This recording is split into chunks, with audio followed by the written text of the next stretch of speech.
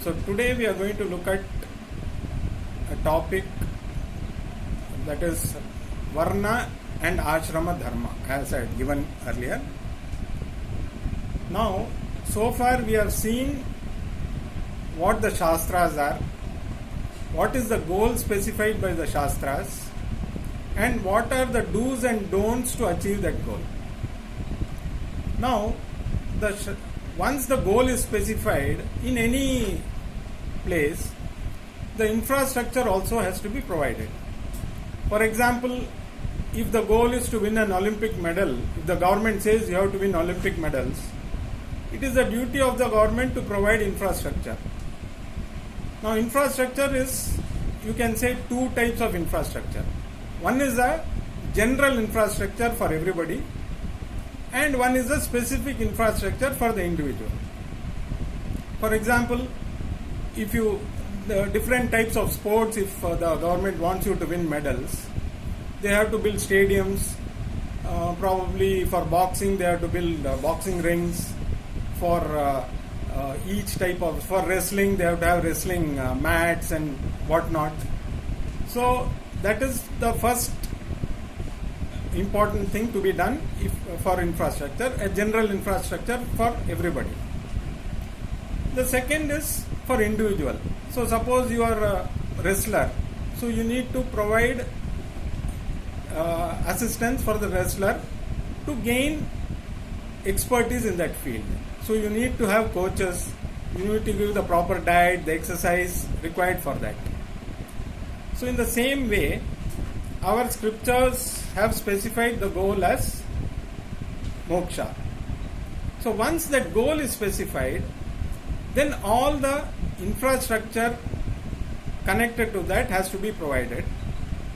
So that is what the scriptures have done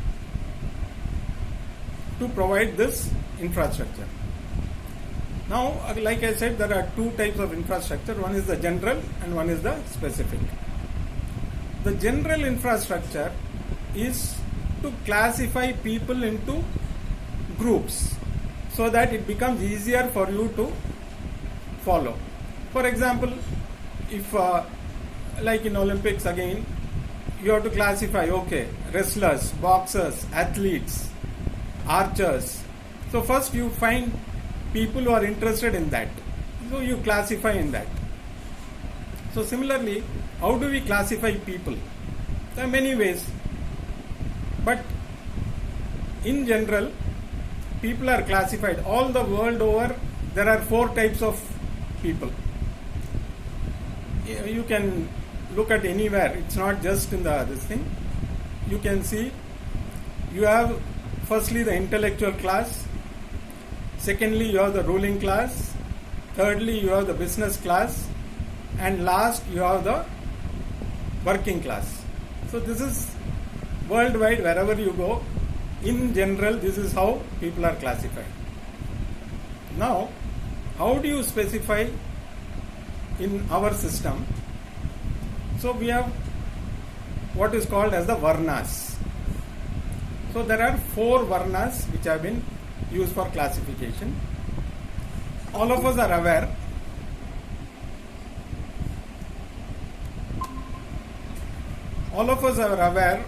of the 4 Varnas: the Brahmanas, the Kshatriyas, the Vaishyas, and the Shudras.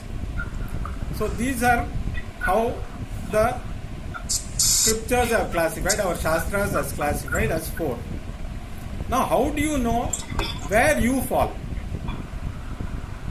So the first type of classification is based on your characteristics, your character. So, if you are a very spiritual person, you are a very calm person, you are more interested in solitude, you are more interested in knowing about the scriptures, you are classified as a Brahmana. Suppose you are interested in serving the society selflessly. You want to do a lot of things for the society, you want to improve this, you want to take up positions where you can do some good for the society without actually expecting much in return, I would say. Not nothing, but not much in return. So these people can be classified as Kshatriyas. The third variety or the third character of people who are interested, they also want to serve the other thing, but they have their own interest also. They want to earn money, they want to enjoy their whatever they have. So there is a classification called the Vaishyas, who do business, but they have definitely they want something in return. It is not a selfless kind of a service. And the fourth category, they are the second and third category are both are very dynamic. They want to go around, achieve lot of things, do lot of things to achieve. Each one is doing it with a purpose of helping others without much of expectation. The other one is they do the same thing but they expect something in return. Now the fourth category is where they are all lazy. They have no specific goals in life. They just want to be there, that's all. Just eat, sleep, somehow spend their time. So these people with such type of inclination are classified as Shudras. So these are the four types of characters by which you can segregate the four groups of people based purely on their character. Now, how do you know which? Shall I join the Brahmanas or shall I join the Vaishyas or Shudras? How do you know exactly what? How can you classify them? So the next is by your work, what you do, your profession. So when it comes to that, a Brahmana means the one who reads the scriptures, he does all rituals connected to the scriptures, he does various kinds of rituals. So he should be well versed in that. So the one who is well versed in all this becomes a Brahmana. The second type is a Kshatriya, who is he should know how to run a country or in an organization, what to do to take care of the infrastructure, provide security and so many other things to people. So people who are involved in that are called as Kshatriyas. The third one is those who want to do business, they want to trade, they want to have a lot of activities related to business. Those who are connected to that, they are called as Vaishyas. And the ones who are supporting all these three in terms of semi-skilled and unskilled labor, because all these other three need somebody to carry out the actual work. So these people are not very intellectually high, but they can do work if you train them. So these people are trained by the others to do specific work related to their activity. So they are called as Shudras. So this is purely based on profession. And the last category is by birth. So if you are born in a Brahmin family, you are called as a Brahmin. If you are born in a Kshatriya family, you are a Kshatriya. A Vaishya family, or a Vaishya. And a Shudra family, or a Shudra. So this was the easiest way to classify, because you are born in a particular family. So you are classified in that family. But it doesn't mean that if you are born in a particular Varna or one particular group, you cannot graduate to the other. Especially when it comes to character.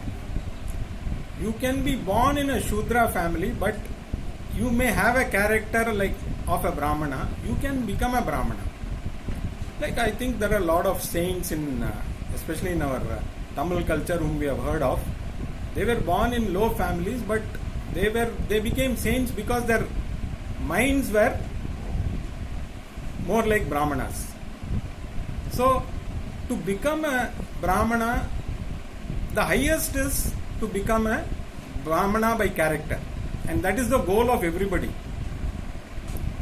By birth you can be a Brahmana, but a Brahmana by birth can be a Shudra by mind. Because he may be thinking like a Shudra, he may be lazy, he may not be interested in having any goals in life or doing any particular activity.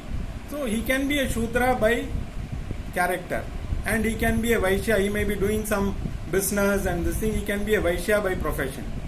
So a same person can be different looking at a different point of view.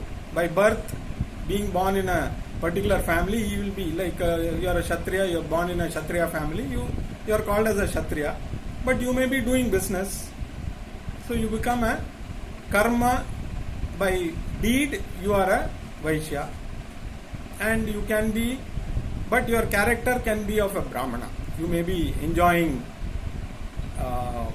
spiritual activities, you may like to be in solitude, you may like to progress in your spiritual journey, you can be a Brahmana.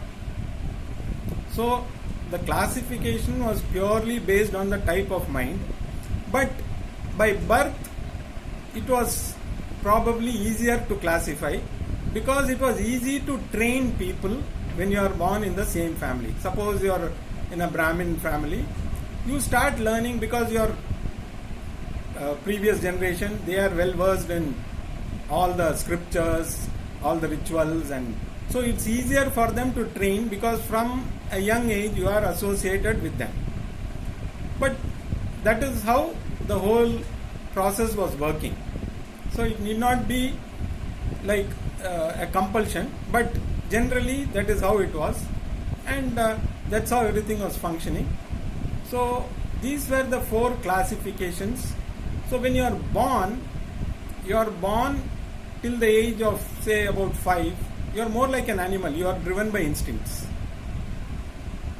Then gradually you, as you grow, you become more like a man, and then you grow beyond that. So the whole process was evolving towards the goal, which was to gain moksha.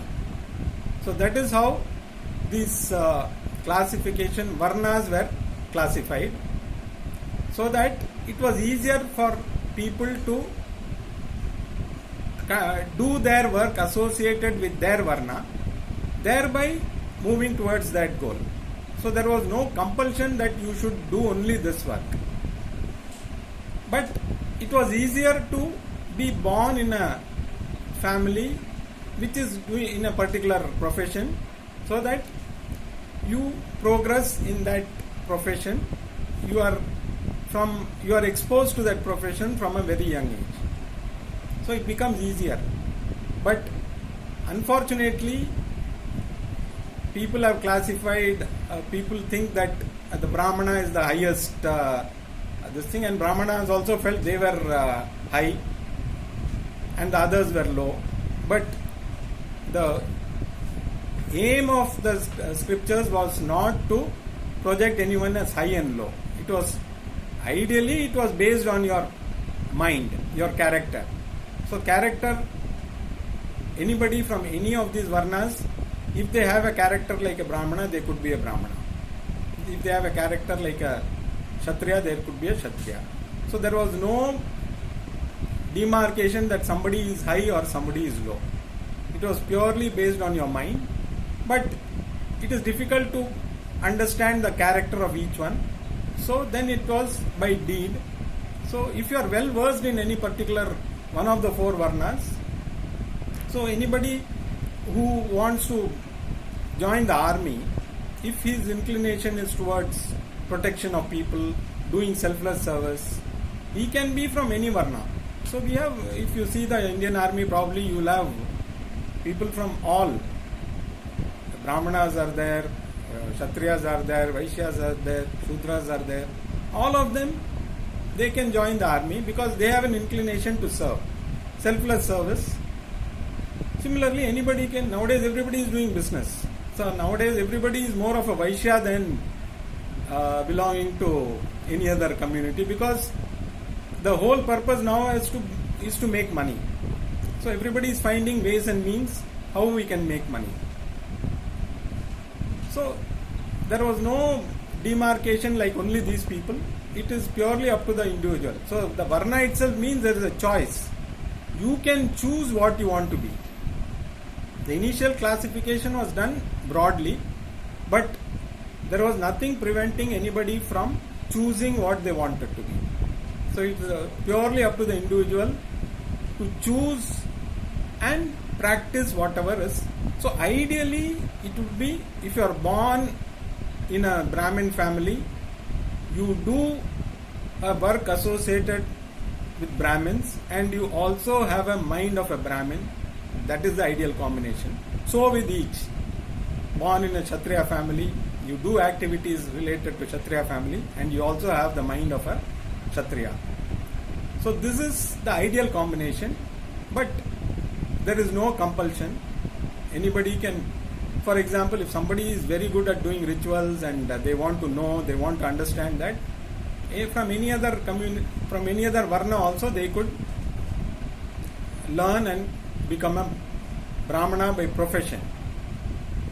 So this was the broad infrastructure given in the scriptures to help everybody. So ultimately the goal for everyone is to attain moksha. So that is how the whole system of Varna system was classified. But unfortunately, due to various reasons, somebody is projected as high, somebody is projected as low, to divide people. Probably the Britishers found it very convenient to use this method to break us. So this is what Varnashrama is all about. So first, the character of the person, second the profession, and third by birth. So best is by character, the next best is by profession, and the least is by birth. Now let us come to the individual infrastructure. Now, to achieve that goal, individually what way we have to proceed in our life. So when you are born, you are like an animal till probably the age of 5 or 6, where you are purely going by instinct. You don't know what is right and wrong. So you are more related to an animal rather than a human being. Then the next phase of life starts, which is called as Brahmacharya. Brahmacharya is a phase of learning. So the word itself means, Brahma means the Vedas, Charya means to actually study, or you go through the Vedas in terms of study. So Brahmacharya was the first phase of our journey. Brahmacharya involves studying. In those days it was in a Gurukulam. Nowadays we don't have that system. So we pick and choose a profession which we feel. Nowadays it is mostly driven by your requirement of money or wealth or whatever you want. So you choose a profession, you choose a topic to study which will give you more money, more comforts. But the original concept of Brahmacharya was to learn something which will earn you money. At the same time, you also progress as a person. So both things were done at the same time. So generally, after a particular age, maybe 10 or 12, people were sent to the Gurukula to study. And the Guru not only taught you how to take care of your basic needs, how to earn your basic needs, he also taught you how to grow as a person. So he sort of polished you. You go to him as a rough diamond. His job was to polish you and make you a diamond. So that was the process. But now the education is mostly based on what will give you more money. So it is purely driven by commercial this thing than as a person. So brahmacharya was specifically to help you not only earn your living, but at the same time to help you grow as a person. So that is the real objective of education, not to prepare you just to earn money. As a person, to grow, you have to. So you start as an animal. So brahmacharya helps you to become a man. So a man means a man with a specific goal. So you are prepared to achieve that goal. Then comes the next phase. Once you are through with this, then you go to the next phase called Grihastha Ashrama. A Grihastha means a householder. So the householder is once you finish your studies, you enter the next phase where you get married, you have a family. So the householder's duty is to have this responsibility of bringing up a family. You create a next generation and prepare them for higher things. So it is a tough phase actually, because you need to go through a lot of things. It's to take a responsibility and then go as per what is required. It takes a lot of effort, but it helps you improve as a person. Unless you take responsibility and do your duty, you cannot grow as a person. So it's not easy to have a family, bringing them up, taking care of the children. Not only that, taking care of the elders, taking care of the society also. So this in the particular phase of life where you are a householder, you take up the responsibilities, do your duties. At the same time, you polish your likes and dislikes, because the more you polish your likes and dislikes, the more you grow as a person. So you will come across so many situations. It helps you to take care of those situations and grow up towards that goal. So once the goal is in mind, see, these are all rules, or this infrastructure is laid out completely based on the goal, which is to get moksha or freedom. We can see from nature also.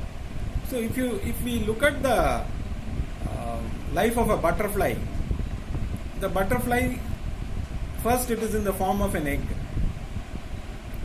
Then from the egg comes a caterpillar. Now the egg is inert, you don't know what is there inside. Once the caterpillar comes out, it starts feeding. It is very busy, it goes all around trying to consume as much as possible. Then the next stage is the pupa, where again it is inside a cocoon. You don't know what is happening inside. And finally, from the pupa, the butterfly comes out. It is free to fly. That is the freedom that everybody is looking for. To fly and be free all the time. So this is what exactly we are prepared for in this Ashrama Dharma. So brahmacharya prepares you to take care of your needs, at the same time helps you to grow. The next phase, which is the Grihastha Ashrama, helps you to polish your likes and dislikes. It is like the caterpillar. You are busy doing a lot of things so that you can move on to the next stage. The next stage is called Vanaprastha. Literally means going to the forest, but it need not be physical movement to the forest. You start withdrawing. Once the next generation gets trained, slowly you withdraw from the regular things. You allow them to take over gradually. That withdrawal phase is called vanaprastha. So once you are confident that they can take over, you slowly withdraw, and then you be there whenever is required, but you don't participate in any regular day-to-day things. Fine. Now the preparation is there, vanaprastha. After that, what? Then you work towards that goal by understanding yourself. So the next phase is called sannyasa, where you sort of give up everything. Give up in the sense, mostly it is not just giving up physically. In fact, sannyasa and vanaprastha are more withdrawal and from the surroundings mentally. You can be in a normal surroundings, but mentally you can be a sannyasi. At the same time, some people go to the Himalayas, they become sannyasis, but their mind is more focused on the worldly things that are happening all around. So it is a state of mind. So sannyasa is a ultimate phase where you prepare yourself, or you finally understand yourself. You go towards that goal of moksha, which you may realize in this life, or it could be some other life. But once you start the preparation, slowly you move towards the next goal, the ultimate goal, which is the gaining of freedom or moksha. So this is how the Shastras have laid out the infrastructure for us. Unfortunately, we are not following that. So because firstly the goal is not clear. So our goals have become different. So automatically the methods have also become different. So if we want to achieve that goal, then we have to have that discipline. Then we have to follow as specified in the Shastras. Otherwise, we will end up with whatever other goals we have specified. There is no compulsion on anybody. That is what the beauty of the Shastras. They don't compel you to, no, this is the only goal. But that is the only goal which will give you freedom. Other goals will give you temporary happiness, but again you come back and go through the same grind all over again. So this life is over. Next life, again you begin from where you let off. Again you go on searching for the same thing. So if you want to get a complete freedom from all these things, that is then if you follow this and this infrastructure which is provided, if you follow this, you are bound to be closer to that goal than if you adopt any other means. But unfortunately, in today's context, the goals have become different. In fact, the householder concept, earlier in Sanskrit, the householder, like the husband was called as Bharta and the wife was called as Bharya. Bharta means the sustainer, Bharya means the sustained. So it was the duty of the husband to take care of the family. But nowadays, both are working, so you don't know who is the Bharta and who is the Bharya. They can keep switching roles also because there's a lot of confusion. So ultimately, it ends up in confusion because the goal is not in sight. If the goal is clear and you follow this method, definitely you will be closer to the goal than if you follow any other method. So it is up to the individual. it is not that it was meant only for those days. At any point these are relevant. Whether it was in Dwapar Yuga or Satya Yuga or any Yuga, the goal remained the same. How you orient yourselves toward the goal is up to you. So you cannot say, oh, those are all old things.